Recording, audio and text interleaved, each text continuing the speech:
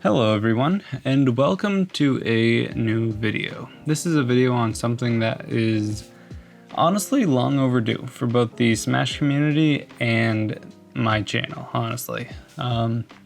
It's very relevant to animation, and I think everyone should know about it. So it's exoskeletons, as you can see.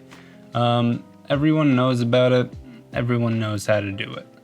But here I'm going to talk to you about the pros and cons of it, because there are very strong cons and honestly some pretty strong pros to it, but it all depends on what you're doing.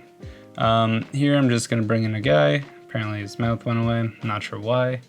But you just got to select both armatures, and as you do that, just rebuild the bone list, and from here on out it's just connecting bones to bones, making everything match up. This is just going to be a very simple one, just as a proof of concept and just how you do it. It's not hard at all. Anyone can really do it. But yeah, that's where the problem lies. Okay, so as we're going through here, you can see it's just matching up bones, and that's pretty much it. I'm gonna speed forward a bit. All right. All right, so pretty much you just need to match bones with their corresponding parts. And then once you're done that, it will spit out a skeleton for you. And then you just need to move over your models and change the modifier to use that skeleton. As you can see, it works, and it's a little janky just because I didn't really spend too much time setting it up properly, but you get the idea. You just mash bones and build it, and that's it. You don't need to know how to rig things. You don't need to know how to really make stuff work properly. As long as the bones are there and as long as every part is there, then you won't have any issues.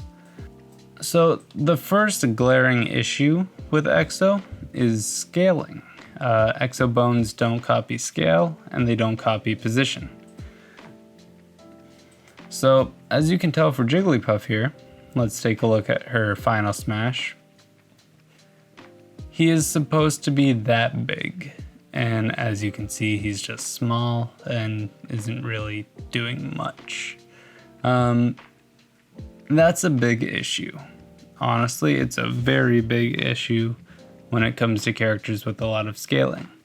Even Jigglypuff's landing animations, he's supposed to scale, but he doesn't, and that's because of Exo. So let's take a look at another example. This time, a Sonic mod. So as you can see on the left, we have normal, and on the right, we have a Exo mod. This is in no way here to shame the maker of the other mod.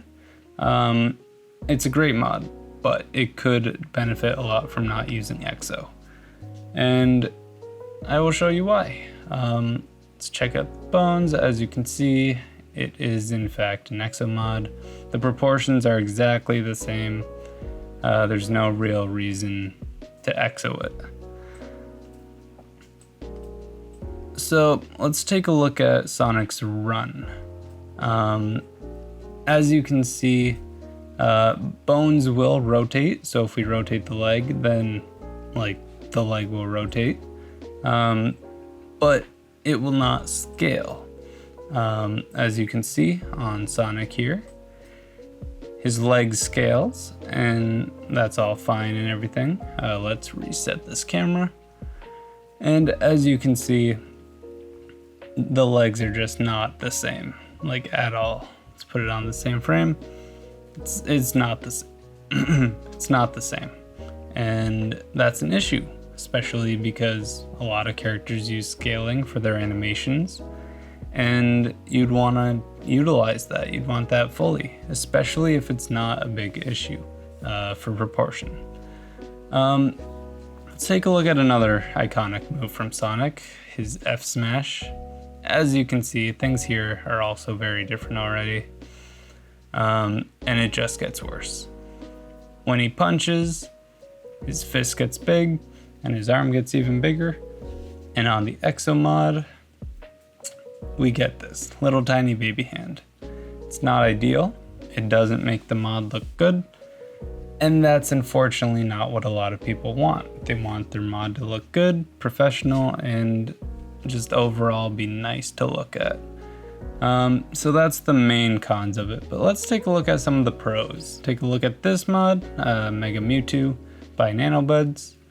And what he does is very interesting. He moves Mewtwo's tail, first off.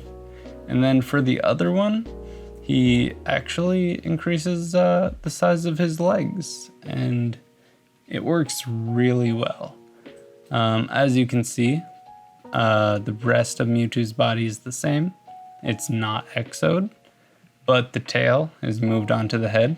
And it moves perfectly fine, like everything works very nicely. And as you can see for the other Mewtwo, his legs are longer, and I think his arms are adjusted a bit. But yeah, these are the things that you can take advantage of with exoskeletons. Let's take a look at Tinkaton by LN. For this is what they normally do. This is what like Exo is made for, and it is major proportion changes. As you can see, this is a King Dedede mod, but she's very small and everything still animates properly.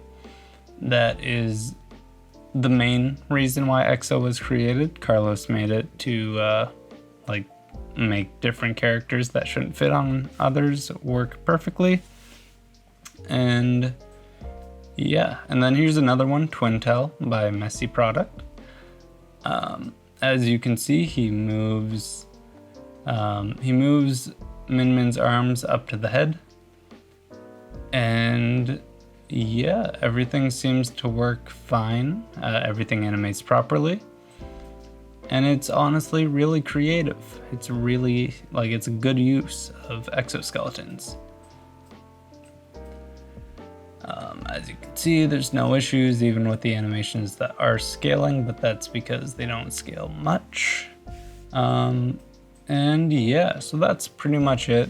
There are a lot of pros and cons to using Exo.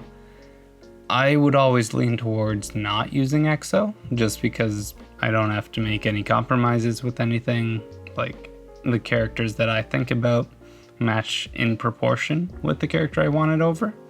And overall, everything just works after that. Like, it's not too difficult to either rename vertex groups or just to learn how to rig it. We do have tutorials on the site telling you exactly how you can do that. And the tools that we have for it are great, so might as well use it. So yeah, thank you for stopping by. Hopefully this informs you a little bit more, and hopefully we can see more quality Exo mods and more quality non-Exo mods. Thank you again for stopping by, and have a good one.